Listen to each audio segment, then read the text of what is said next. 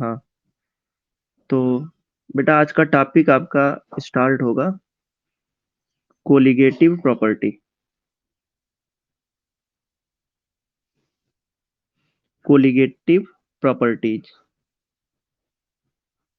अब बेटा ये कोलिगेटिव वर्ड जो आपका बना हुआ है, जैसे पहले तो आपको इस वर्ड का मतलब भी समझना है ना, क्योंकि आप टॉपिक जो पढ़ने जा रहे हैं वो टॉपिक कौन सा है, उसका मतलब क्या है।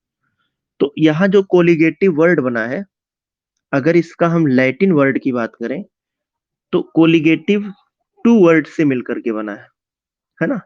टू वर्ड से, एक आपका को और दूसरा है लिगेयर। को का मतलब होता है टुगेदर और लिगेयर का मतलब होता है बाइंड, मतलब साथ में बंधे हो। तो अब समझिएगा, कोलिगेटिव प्रॉपर्टी का मतलब होता है बेटा कि those properties of solution which depends only on the number of सोलूट particle. आपको पता है कि कोई भी सॉल्यूशन अगर आप बनाते हैं तो सोलूट प्लस सॉल्वेंट,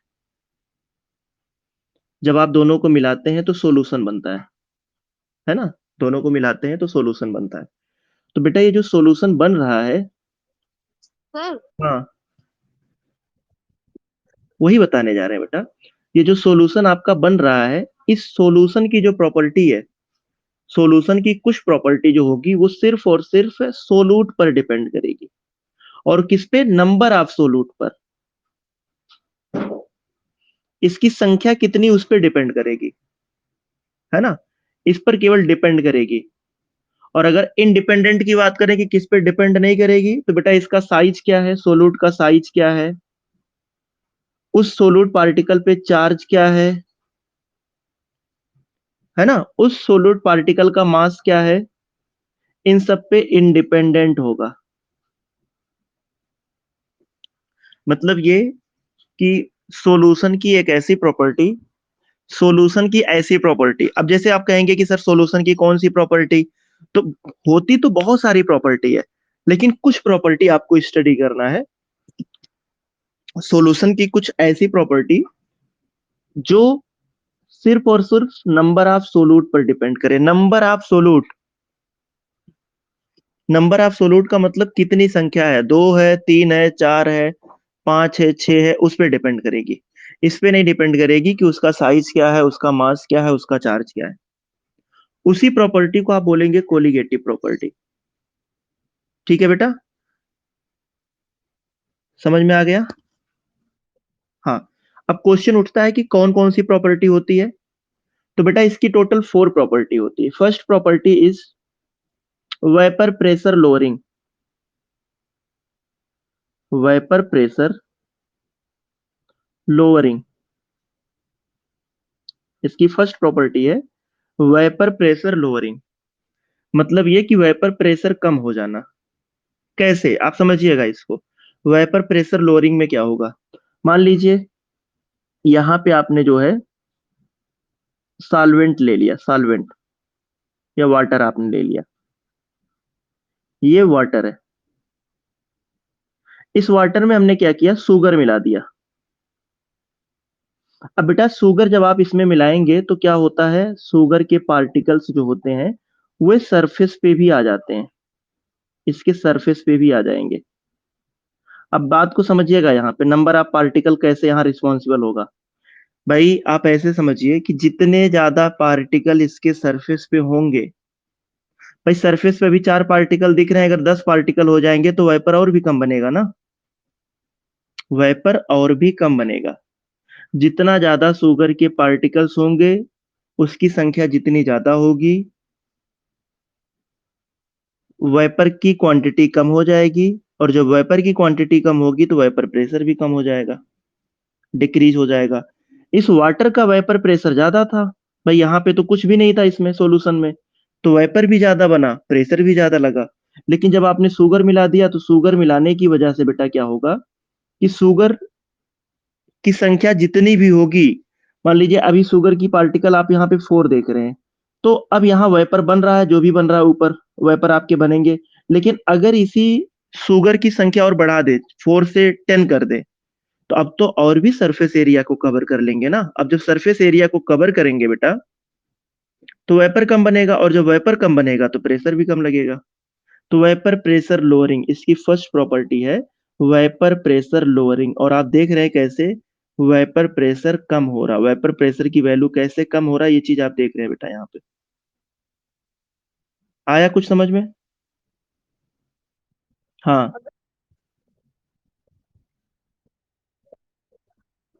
बेटा, कोई भी नॉन वोलाटाइल सोलूट हो, नॉन वोलाटाइल सोलूट हो, नॉन वोलाटाइल का मतलब जो वेपर ना बनाने वाला हो, उसको अगर आप मिलाएंगे, कुछ भी हो, शुगर हो, साल्ट हो, फिटकरी हो, कॉपर सल्फेट हो, सब यही काम करेंगे। और जितनी ज्यादा उनकी संख्या होगी उतने कम वेपर बनने देंगे, और जितना कम वेपर बनेगा प्रेशर भी उसका कम हो जाएगा। जैसा कि नाम से ही आप समझ रहे हैं, vapour pressure lowering, vapour pressure कम होना किसकी वजह से कम होगा? नंबर ऑफ सोलूट पार्टिकल की वजह से। पार्टिकल जितने ज्यादा होंगे सरफेस एरिया उतना ज्यादा कवर करेंगे, और जितना ज्यादा कवर करेंगे उतने कम वेपर बनेगा, जितना कम वेपर बनेगा उसका प्रेशर उतना ही लोअर होगा। क्लियर है? सबको समझ में आ रहा है बेटा? ठीक है। अब सुनिएगा यहाँ पे।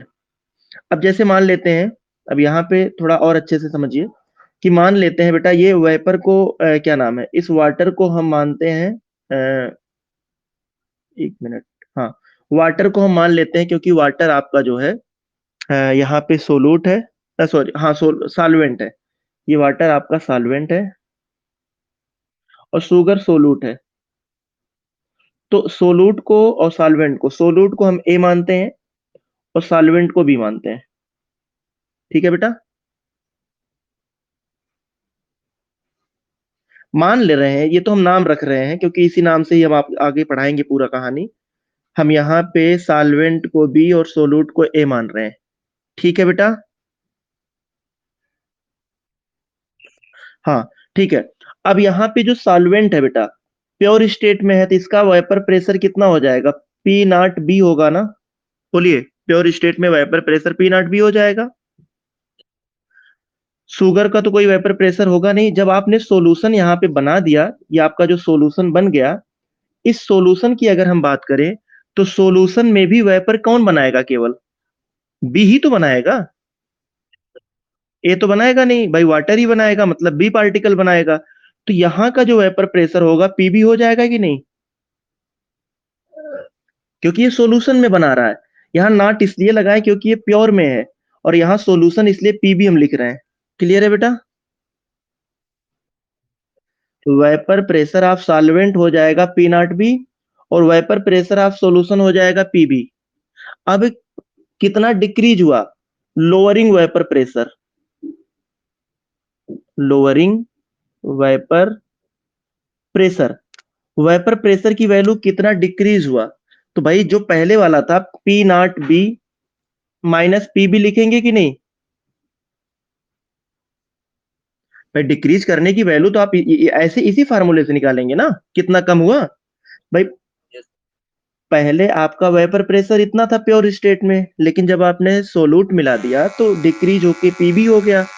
अब आप क्या करेंगे, कितना डिक्रीज हुआ, इसमें से इसको माइनस करेंगे तो वैल्यू आ जाएगा ना कि कितना डिक्रीज हुआ। बोलिए। अब जो है ये तो आपका हो गया वेपर प्रेशर लोअरिंग, कितना लोअर हो रहा है, इतना वेपर प्रेशर आपका डिक्रीज हो रहा है। अब हमको रिलेटिव लोअरिंग वेपर प्रेशर निकालना है, relative, relative lowering vapour pressure. इसी में बेटा यही है। जैसे हमने अभी केवल लोअरिंग वेपर प्रेशर निकाला, कितना कम हुआ वो निकाला। अब हमको ये भी तो करना है कि किससे कितना कम हुआ। भाई हमें रिलेट भी तो करना है कि किससे कितना कम हुआ। तो वो चीज, अब रिलेटिव लोअरिंग वेपर प्रेशर निकालेंगे हम लोग। तो रिलेटिव लोअरिंग वेपर प्रेशर निकालने के लिए जो आपने निकाला था P not B minus P B upon हो जाएगा पी नॉट बी, इसी से आप रिलेट करेंगे। रिलेटिव लोअरिंग वेपर प्रेशर आपका ये हो जाएगा। ठीक है? भाई हमने रिलेट कर दिया, ये आपका हो गया लोअरिंग वेपर प्रेशर। और रिलेट किससे कर दिया? प्योर सॉल्वेंट के वेपर प्रेशर से रिलेट कर दिया दोनों को। इसको हम बोलेंगे lowering, relative lowering vapour pressure. अब ये जो रिलेटिव लोअरिंग वेपर प्रेशर है बेटा, ये इज इक्वल टू हो जाएगा mole fraction of A. Mole fraction of A, A का मतलब यहाँ पे जो सोलूट है ये इसके डायरेक्टली इक्वल होगा। मतलब कि मोल फ्रैक्शन ऑफ ए की वैल्यू अगर बढ़ेगी तो ये वैल्यू भी आपका बढ़ेगा, मतलब डिफरेंस भी बढ़ेगा। फिर से समझिएगा इसके रिलेशन को। बेटा यहाँ पे ये आपका प्योर स्टेट में वेपर प्रेशर है, ये सॉल्यूशन का वेपर प्रेशर है। प्योर में से अगर आप सॉल्यूशन को घटा,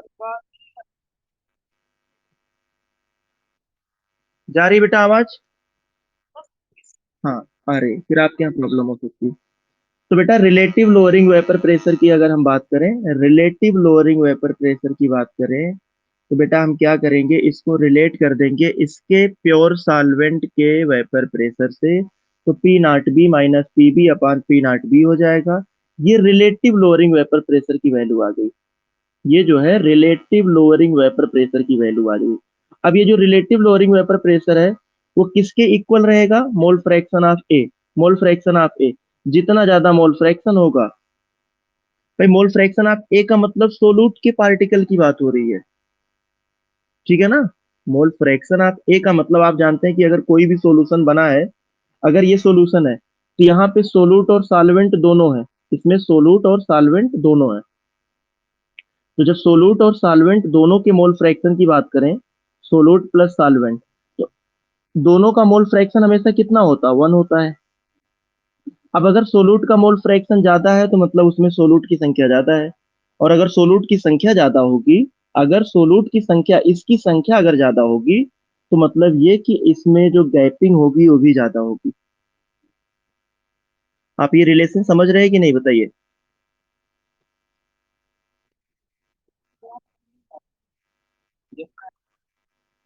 आवाज, आवाज सबके पास क्लियर नहीं जा रही है? किसी बच्चे के, एक बच्चे के पास?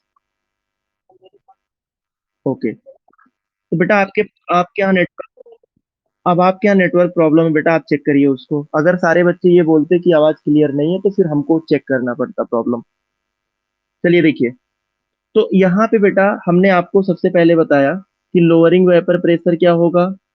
लोअरिंग वेपर प्रेशर, तो हमने क्या किया, प्योर सॉल्वेंट का जो वेपर प्रेशर था माइनस सॉल्यूशन का वेपर प्रेशर कर दिया। फिर हमने, हमें क्या रिलेटिव लोअरिंग वेपर प्रेशर निकालना है, तो हमने रिलेट कर दिया प्योर सॉल्वेंट से। अब इसकी वैल्यू जो होगी इज इक्वल टू क्या हो जाएगा, मोल फ्रैक्शन ऑफ ए। अब मोल फ्रैक्शन ऑफ ए की अगर हम बात करें बेटा, मोल फ्रैक्शन ऑफ ए, तो इसका फार्मूला क्या हो जाएगा मोल फ्रैक्शन ऑफ ए का, बताइए। मोल फ्रैक्शन ऑफ ए का फार्मूला हो जाएगा number of moles of A upon number of moles of A plus number of moles of B, यही होगा ना। सबको पता है ना बेटा मोल फ्रैक्शन का फार्मूला? हाँ, तो ये हो जाएगा। अच्छा यहाँ पे ए आपका क्या है बेटा, सोलूट है कि सॉल्वेंट है? और बी क्या है आपका? B solvent. ए आपका सोलूट है, हमने शुरू में लिख दिया था इसलिए, और बी आपका सॉल्वेंट है। तो देखो बी आपका वाटर था, बी वाटर का, इसमें आपने शुगर मिलाया है। शुगर की क्वांटिटी बहुत कम है, शुगर की क्वांटिटी जो आप मिला रहे हैं बहुत कम मिला रहे हैं, मतलब ये वाटर के कंपेयर में बहुत कम है। इसी वजह से अगर आप इन दोनों की वैल्यू को ऐड करते हैं, क्योंकि आप जानते हैं एन ए जो कि शुगर है, number of moles of A की quantity with compare to number of moles of B से बहुत ज्यादा कम है, बहुत ज्यादा कम है बी से। तो अगर आप एन ए को बी में ऐड भी करेंगे तो कोई इफेक्ट नहीं पड़ेगा, कुछ ज्यादा इफेक्ट नहीं पड़ेगा। तो यन बी को ही केवल हम रखेंगे, नीचे से यन ए को हटा देंगे, तो mole fraction of A is equal to हो जाएगा number of moles of A upon number of moles of B. हमने नीचे से number of moles of A इसलिए हटाया क्योंकि अगर आप ए की वैल्यू को बी में ऐड भी कर रहे हैं तो बी पे कोई इफेक्ट नहीं पड़ेगा, और वो इसलिए नहीं पड़ेगा क्योंकि बी का मोल बहुत ज्यादा है with compare to number of moles of A. समझ में आ गया बेटा? हाँ। मोल फ्रैक्शन ऑफ ए की वैल्यू हमने लिख दिया number of moles of A. अच्छा number of moles of A का फार्मूला क्या होता है बेटा? Weight of A upon molar mass of A, होगा कि नहीं, बताइए। और अगर क्या नाम है, एक मिनट, जावेद अख्तर आप ही के क्लास के हैं?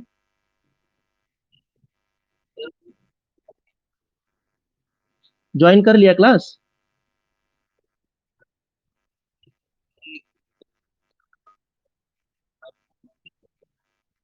अच्छा अच्छा अच्छा। हाँ तो एक मिनट यार, वो रिक्वेस्ट तो भेजा है, और रिक्वेस्ट एक्सेप्ट कैसे करें?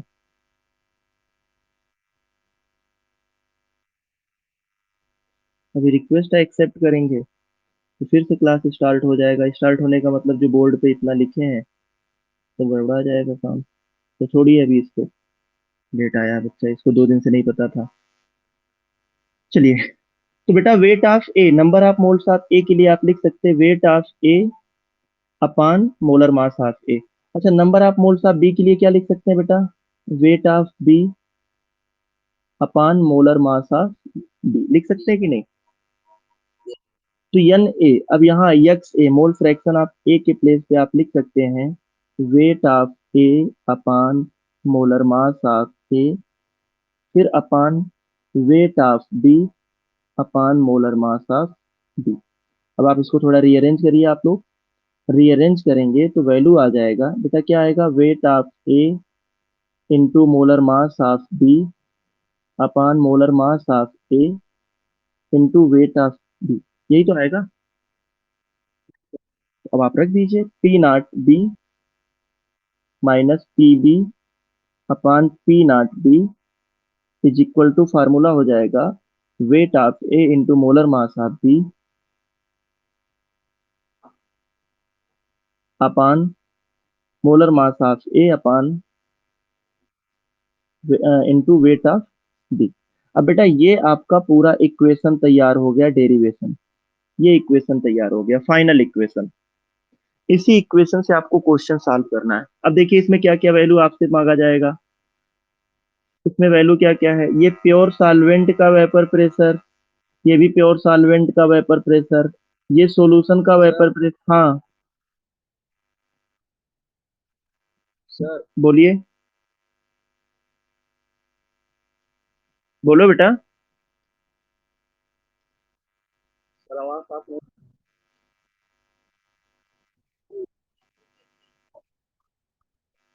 आवाज क्लियर जा रही है? हाँ। तो अब ये जो आप देख रहे हैं फार्मूला, जो देख रहे हैं यहाँ पे फाइनल फार्मूला जो बना हुआ है, फाइनल जो फार्मूला आप देख रहे हैं बना हुआ है यहाँ पे, ये आपका वेपर प्रेशर ऑफ सॉल्वेंट है, ये वेपर प्रेशर ऑफ सॉल्यूशन है, ये vapour of pressure of solvent, weight of A molar mass of B molar mass of A weight of B. अब इसमें कोई भी, आप देखिए इसमें कितने फैक्टर है? 1 2 3 4 5 6, टोटल कितने फैक्टर है बेटा यहाँ पे? 6 हैं। बोलिए 6 है ना? तो बेटा 6 में से 5 की वैल्यू गिवन रहेगा, एक आपसे पूछ लेगा, क्वेश्चन सॉल्व कर ले जाएंगे इस पे बेस्ड ऑन। आप जानते हैं, अगर आप देखिए इंटेक्स क्वेश्चन, इंटेक्स क्वेश्चन आप तब देखिएगा, कोलिगेटिव प्रॉपर्टी में 4 प्रॉपर्टी आपको स्टडी करने। पहला प्रॉपर्टी आपको हमने पढ़ा दिया पूरी कहानी के साथ, डेरिवेशन भी आपको हमने बता दिया। भाई वेपर प्रेशर लोअरिंग का मतलब यही है कि जब सॉल्वेंट आपका अकेला रहेगा तो प्रेशर ज्यादा बनाएगा, भाई वेपर ज्यादा बनेगा तो प्रेशर भी ज्यादा बनाएगा। लेकिन जब आप उसमें सोलूट मिला देंगे, तो अब सोलूट के पार्टिकल उसके सरफेस पे आ जाएंगे, जिसकी वजह से वेपर कम बनेगा, और वेपर कम बनेगा तो प्रेशर भी कम बनेगा। अच्छा, जितने ज्यादा सरफेस पे पार्टिकल्स होंगे उतने कम वेपर बनेगा, और जितना कम वेपर बनेगा उतना कम प्रेशर बनेगा। ये तो आपका कॉन्सेप्ट हो गया। अब फिर डेरिवेशन के हिसाब से आपने देख लिया, पूरा का पूरा फाइनल डेरिवेशन आपका ये आ रहा है इक्वेशन। अब न्यूमेरिकल इससे पूछा जाएगा तो आप सॉल्व कर ले जाएंगे, बताइए हो जाएगा ना बेटा?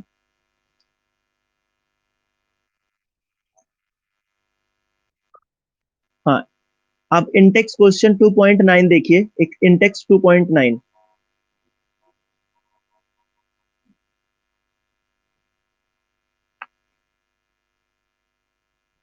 है बेटा। क्वेश्चन,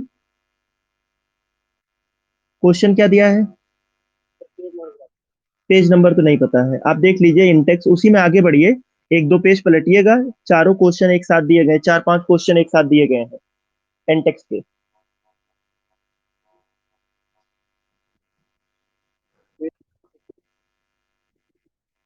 हाँ, जो भी हो, तो क्वेश्चन आप लोग सॉल्व कर ले जाएंगे ना बेटा इस पे।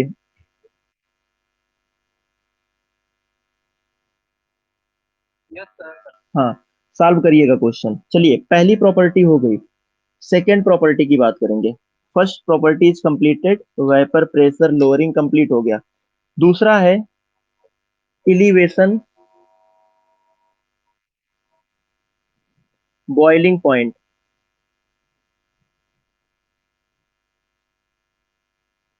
अच्छा, एलिवेशन का मतलब क्या होता है बेटा?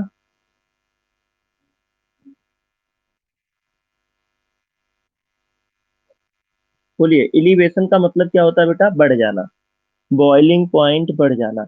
अब समझिएगा जो आपको हम बताने जा रहे हैं। आवाज जा रही है ना सबके पास क्लियर? हाँ, सुनिएगा। मान लीजिए ये आपका सॉल्वेंट है, प्योर सॉल्वेंट। ये प्योर सॉल्वेंट है। इसका बॉइलिंग टेम्परेचर कितना बेटा? मान लो अगर ये वाटर है तो इसका बॉइलिंग टेम्परेचर कितना होगा? 100 डिग्री। ठीक है, 100 डिग्री सेल्सियस। अच्छा, हमने पीछे सॉल्वेंट को क्या माना था? ए माना था या बी माना था? बी माना था। चलिए ठीक है, यहाँ पर भी हम इसको बी मान लेते हैं। B plus solute. जब आप इसमें शुगर मिला देंगे, जैसे अभी जब आपने पानी को बॉयल किया, वाटर को जब बॉयल किया, तो 100 डिग्री सेल्सियस पे वो बॉयल कर रहा है। लेकिन जैसे ही आप इसमें शुगर मिला देंगे, कोई भी सोलूट मिलाएंगे, कोई भी सोलूट अगर आप इसमें मिला देते हैं बेटा, तो अब जो है ये 100 डिग्री सेल्सियस पे बॉयल नहीं करेगा। थोड़ा बहुत टेम्परेचर तो आपको बढ़ाना ही बढ़ाना है। ये आपका सोल्यूशन बन जा रहा है। दोनों को जब मिलाएंगे तो सोल्यूशन बन जाएगा। अब सोल्यूशन का जो बॉइलिंग टेम्परेचर है, इसके कंपेयर में ज्यादा हो जाएगा। भाई जो सॉल्वेंट था उसके कंपेयर में क्या हो जाएगा? ज्यादा हो जाएगा। वही चीज यहाँ पे कह रहा है, एलिवेशन बॉइलिंग पॉइंट। जब तक आपका सॉल्वेंट प्योर था, अकेले था, तब तक इसका बॉइलिंग टेम्परेचर कम था। जैसे आप सोलूट को मिलाते हैं इसमें, इसका बॉइलिंग टेम्परेचर बढ़ गया। आप टॉपिक कौन सा पढ़ रहे हैं? Colligative property. एक ऐसी प्रॉपर्टी जो नंबर ऑफ सोलूट पे डिपेंड करे। तो यहाँ पर भी आप क्या देख रहे हैं? एलिवेशन अगर हम बात करें, यहाँ पे बॉइलिंग पॉइंट जो बढ़ रहा है, वो किसकी वजह से बढ़ रहा है बेटा? सोलूट की वजह से बढ़ रहा है।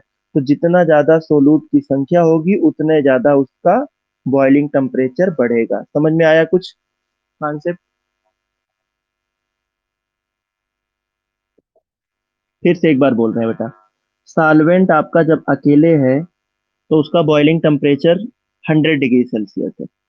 वाटर मान के अगर करें तो 100 डिग्री सेल्सियस। अब अगर इसमें हम शुगर मिलाएंगे, शुगर मिलाएंगे, तो अगर आप शुगर थोड़ा सा मिला रहे हैं, मान लीजिए एक दो, एक मुट्ठी मिला रहे हैं, या कह लीजिए 50 ग्राम आप मिला रहे हैं, 50 ग्राम। तो 50 ग्राम मिलाएंगे तो बहुत ज्यादा इफेक्ट नहीं पड़ेगा। मतलब आप जब बॉयल करेंगे तो बहुत ज्यादा इफेक्ट नहीं पड़ेगा। 100 ग्राम मिलाएंगे तो 50 ग्राम वाले से ज्यादा टेम्परेचर आपको 100 ग्राम वाले को देना पड़ेगा। अगर आप 500 ग्राम मिला देंगे ना, तो जल्दी बॉयल नहीं करेगा, उसको और भी टेम्परेचर आपको देना पड़ेगा। मतलब ये कि बॉइलिंग टेम्परेचर बढ़ता जाएगा। किसकी वजह से? नंबर ऑफ सोलूट पार्टिकल की वजह से। तो समझ में आ गया बेटा? अब जो है यहाँ पे हम न्यूमेरिकल प्रॉब्लम के लिए कैसे करेंगे इसको, समझिएगा।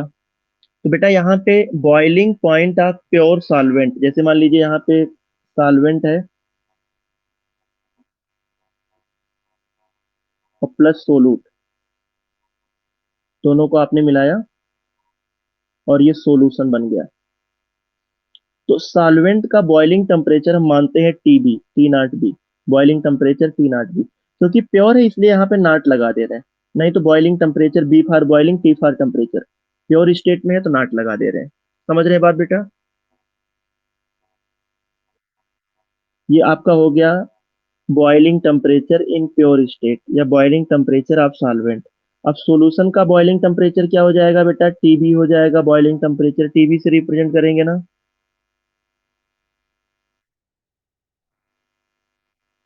अब ये इसकी सॉल्व इसकी सॉल्यूशन का बॉइलिंग टेम्परेचर ज्यादा है ना? बोलिए, इसकी वैल्यू ज्यादा है ना? तो अब हमको क्या निकालना है? Boiling point elevation. Boiling point elevation. तो कितना इंक्रीज हुआ, तो ये फाइनल वैल्यू है, मतलब TB minus T not be लिखेंगे, ठीक है। और TB minus T not be को आप इज इक्वल टू लिख सकते हैं डेल्टा टीबी, क्योंकि डेल्टा जहां पे लगता है वो वेरिएबल वैल्यू को बताता है, मतलब फाइनल स्टेट में से इनिशियल स्टेट को माइनस करते हैं। डेल्टा जहां पे लगाते हैं उसमें फाइनल वैल्यू में से इनिशियल वैल्यू को माइनस करते हैं। तो शुरू में सॉल्वेंट का टेम्परेचर था टी नॉट बी, और फाइनली हो गया टीबी। तो कितना इंक्रीज हुआ, तो टीबी में से आप क्या करेंगे, टी नॉट बी को माइनस करेंगे, जो किसके इक्वल हो जाएगा, डेल्टा टीबी के। समझ में आ गया यहाँ तक? सबको समझ में आ गया बेटा? अब ये जो डेल्टा अब ये जो डेल्टा टीबी है, ये डायरेक्टली प्रोपोर्शनल टू मोलैलिटी होता है, molality. It is directly proportional to molality. Molality को स्मॉल एम से रिप्रेजेंट करते हैं। Delta TB is equal to यहाँ पे हो जाएगा के बी एम। और यहाँ पे के बी जो बेटा आपका है, इसको हम क्या बोलेंगे, बताइए?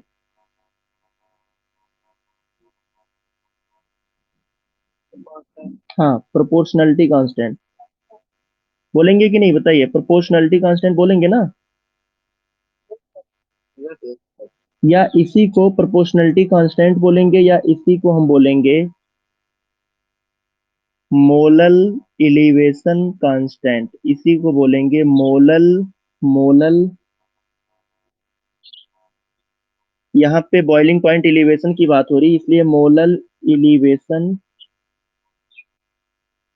कांस्टेंट। या इसी को हम बोलेंगे, जो सबसे इंपॉर्टेंट है, जिस नाम से बार बार पूछा जाता है, इबुलियोस्कोपिक कांस्टेंट।